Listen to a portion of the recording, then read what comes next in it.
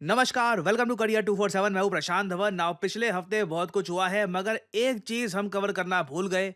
आसाम के chief minister ने जिस तरीके से बांग्लादेश को वार्निंग दी है और ये कहा है कि हमारी अगर तुम एक चिकन नेक की बात करते हो ना, तुम्हारी दो दो चिकन नेक है और हम लोग अगर इस पे अटैक कर दे तो सोचो क्या होगा। जो वार्निंग गई है from Assam chief minister, it is historic. मैंने आज से पहले कभी इंडिया के एक चीफ मिनिस्टर को इस तरीके से एक फॉरेन कंट्री के बारे में बात करते देखा नहीं है। डिस्कस करेंगे यहाँ पे हुआ क्या है। और अगर वैसे यहाँ पे आप लोगों में से कुछ लोग ये कह रहे हैं कि मैं उस न्यूज़ के बारे में बात नहीं करूंगा कि भारत ने जापान को ओवरटेक कर लिया है नॉमिनल जीडीपी के मामले में, देखो अब क्या बोलूं मैं। ठीक है, आई मीन हम सबको पता था कि इवेंचुअली हम कर लेंगे और कर लिया है ये हमने।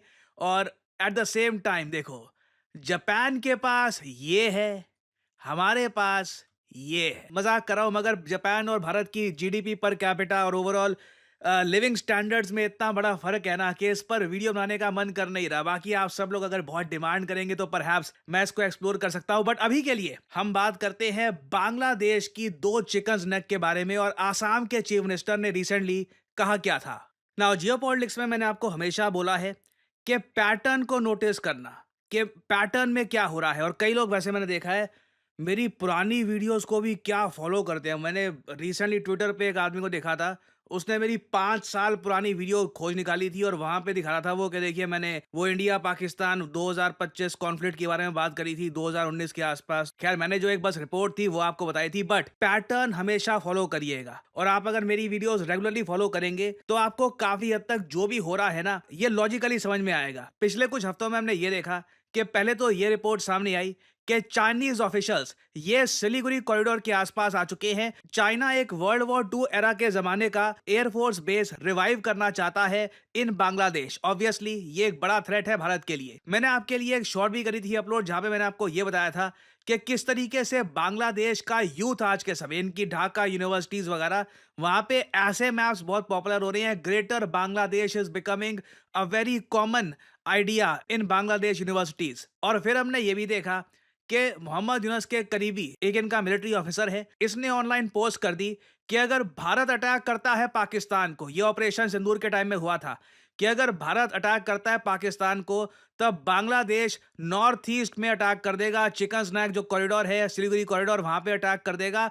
और यहां तक बात लिखी हुई थी कि हम वेट करेंगे चाइना के सिग्नल का, चाइना के साथ पाउंस करेंगे, 3 फ्रंट वॉर ओपन कर देंगे अगेंस्ट इंडिया। ये सारी चीजें ना सिर्फ आपने और हमने नोट करी, ऑब्वियस सी बात है नॉर्थ ईस्टर्न स्टेट्स में जो चीफ मिनिस्टर हैं उन्होंने नोट करी है, भारत सरकार ने नोट करी है। और एक लिमिट होती है कब तक हम ये सब बातें सुनेंगे। इवेंचुअली भारत की तरफ से भी जवाब आना था। और आसाम के चीफ मिनिस्टर हेमंता साहब ने रिसेंटली एक वीडियो में ये कहा, ये जो छोटी सी क्लिप है ये मैं चाहता हूं आप देखें।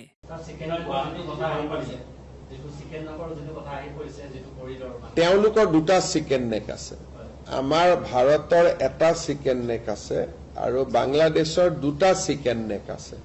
গতিকে আমাৰ এটা চিকেন নেকক বাংলাদেশে হামলা দিলে আমিতো দুটা চিকেন নেকক হামলা দিম। আমাৰ যেটো চিকেন নেক আছে মেঘালয়দি চিটাগং পোৰ্টত, সেইটো চিকেন নেক আমাৰ চিকেন নেকতকৈ সৰু, ৰিং এটা দলিয়ালেই পাই যায়।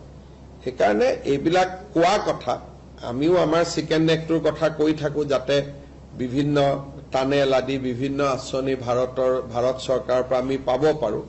কিন্তু চিকেন নেকত হাত দিবৰ কাৰণে ইণ্ডিয়া এখন কিমান শক্তিশালী ৰাষ্ট্ৰ তাৰতো আপোনালোকে আন্দাজ অপাৰেশ্যন সিন্দুৰতে পাইছে। বাকীতো মই নিউক্লিয়াৰ আদিলৈকে যাবই খোজা নাই।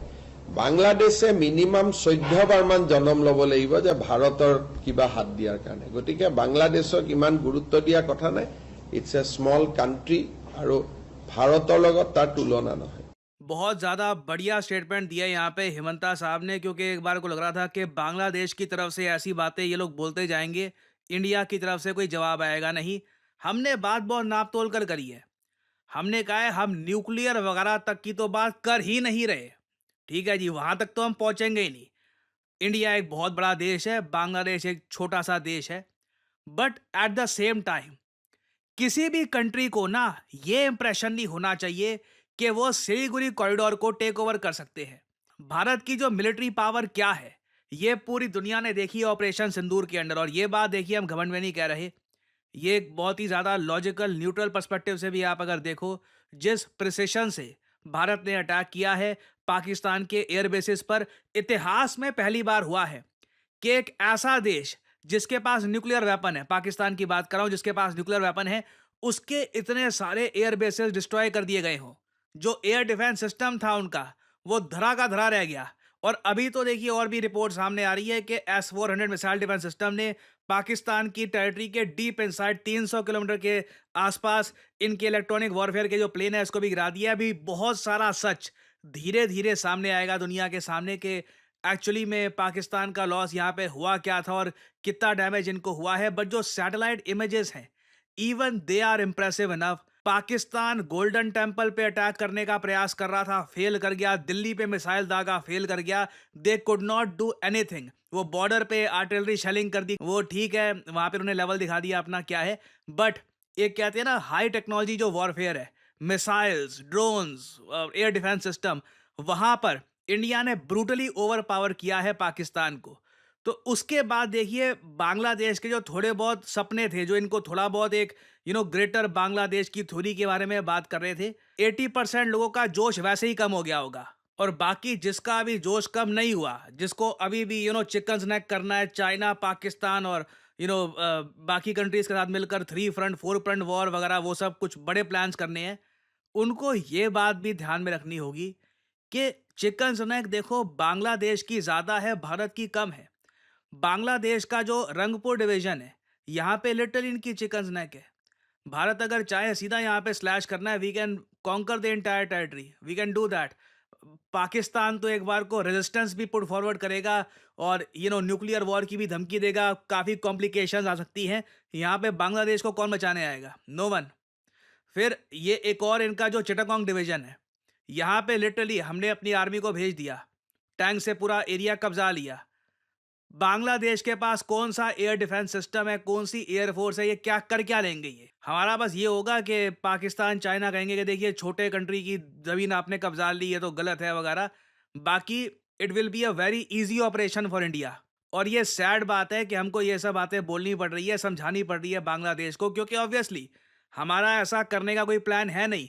मगर जब हमसे कई गुना छोटा देश, जिसकी मिलिट्री कुछ हो ही ना, वो ये ग्रेटर बांग्लादेश वगैरह और ये प्लान करेंगे, 3 तरफ से अटैक करेंगे, और वहाँ पे आतंकवादी जो ग्रुप्स हैं जो पहले बैन हो रखे थे उनको अनबैन किया जा रहा है, रेडिकलाइजेशन बढ़ती जा रही है, तो कहीं ना कहीं उनको एक बांग्लादेश के लोगों को बताने की आवश्यकता थी कि देखिए this is the ugly truth.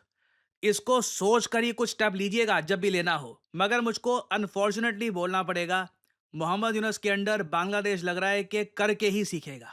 ये मुझे अनफॉर्चुनेटली बोलना ही पड़ेगा, क्योंकि जो इनके अभी ये प्लान्स बन रहे हैं चाइना के साथ, ये एयरफील्ड को रिवाइव करेंगे और अपनी एयरफोर्स को भी ये स्ट्रांग बनाना चाहते हैं, और बांग्लादेश प्लान कर रहा है कुछ बड़ा।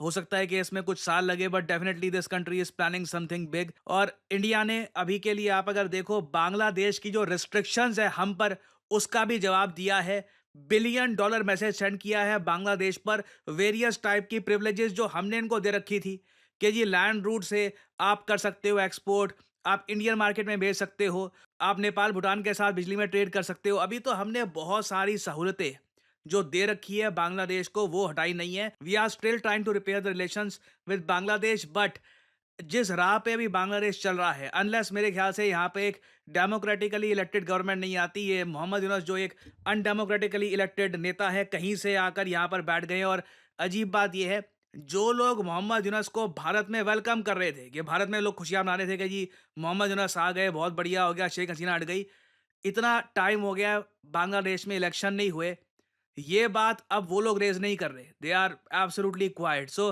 This is sad. और आई थिंक आने वाले समय में जैसे जैसे चाइना की इन्वॉल्वमेंट बांग्लादेश में बढ़ेगी, इंडिया को कहीं ना कहीं कुछ मुश्किल स्टेप, एक डिफिकल्ट स्टेप जो हम नहीं लेना चाहते थे, वो लेना पड़ेगा। देखिए करियर 247 मतलब जॉब अपॉर्चुनिटीज। ऑलरेडी आपने देखा होगा कि हमारे एक्सिस बैंक प्रोग्राम के अंडर कई लोगों को ऑफर लेटर प्राप्त हो चुका है एक्सिस बैंक डेप्यूटी मैनेजर की पोस्ट के लिए। और अब पहली बार करियर 247 आपके लिए लेके आया है हमारा flagship data science course with generative AI. आज के समय मार्केट में कोई भी कंपनी ऐसा कोर्स ऑफर नहीं कर रही जहां पे आपको मिलती है लाइव क्लासेस। आप यूजुअली डेटा साइंस का कोर्स परचेज करेंगे, प्री रिकॉर्डेड क्लासेस आपको पकड़ा दी जाएंगी, मगर यहाँ पे आपको मिलती है live classes. World renowned teachers for example Deepayan सरकार सर, ये आपको पढ़ा रहे होंगे। ये बाय द वे काम कर रहे हैं with the government of Singapore as an AI adviser. और करियर 247 के डेटा साइंस कोर्स को कंप्लीट करके आप बिल्कुल आराम से 7 to 9 लाख पर एनम की जॉब लैंड कर सकते हैं। That is very much possible. और अगर आपका सवाल यह है कि अगर आप एक डेटा साइंटिस्ट बन गए तो आप काम कहाँ करोगे, किस इंडस्ट्री में काम करोगे, हर जगह आपके लिए दरवाजे खुले होंगे, चाहे एफएमसीजी सेक्टर हो या फिर फार्मा सेक्टर हो। आप गवर्नमेंट में काम कर सकते हैं। इवन करियर 247 में मैं आपको बता दूं, हम लोगों ने बहुत सारे डेटा साइंटिस्ट हायर कर रखे हैं because every company needs data scientists. इनकी डिमांड बढ़ती जा रही है। और आपको करना क्या है, अभी भी आपके मन में बहुत सारे सवाल होंगे। आप सिंपली क्या करिए, ये जो वीडियो आप देख रहे हैं इसकी कमेंट सेक्शन में आपको जाना है और यहां पे आपको लिंक मिल जाएगा build your career with India's first data science and machine learning gen AI course. इस लिंक पर करिए क्लिक। यहाँ पे आपके सामने ये पेज खुल जाएगा। यहाँ पे अपना नाम, ईमेल, फोन नंबर और ऑब्वियसली यहाँ पे कोड डालिएगा PD10, ताकि आपको डिस्काउंटेड रेट पर ये कोर्स ऑफर हो। कोड आप अगर नहीं डालेंगे तो जो भी आपको प्राइस ऑफर किया जाएगा इट विल बी एलिवेटेड। तो मैक्सिमम डिस्काउंट पाने के लिए यूज द कोड PD10। हमारी तरफ से आपको कॉल आएगा, you can ask your question. और अगर आप खुद को देखते हैं as a data scientist in the future, then you can start with career 247 data science and machine learning with generative AI course. ऐसा कोर्स आपको वैसे मार्केट में मिलेगा नहीं, विद लाइव क्लासेस और साथ में आपको वेरियस और टूल्स भी मिलेंगे। और बाय द वे इस कोर्स से रिलेटेड और जानकारी मैं वेरियस और वीडियोस में आपको देता रहूंगा। सो अगर आप इंटरेस्टेड हैं, use the code PD10 and get in contact with the career 247 consultant. और इसी नोट के साथ यह है वीडियो का अंत। Thank you for listening and as I always say, may the gods watch over you.